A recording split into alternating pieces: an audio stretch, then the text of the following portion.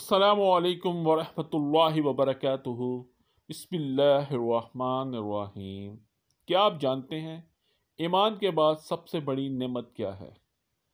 طبیعت کا خوش ہونا اللہ کی نعمت ہے۔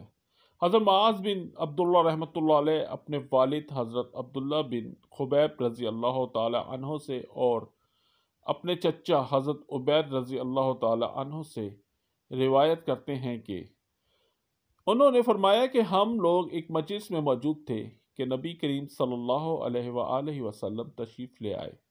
آپ کے سر مبارک پر پانی کا اثر تھا، غسل فرما کر تشریف لائے تھے۔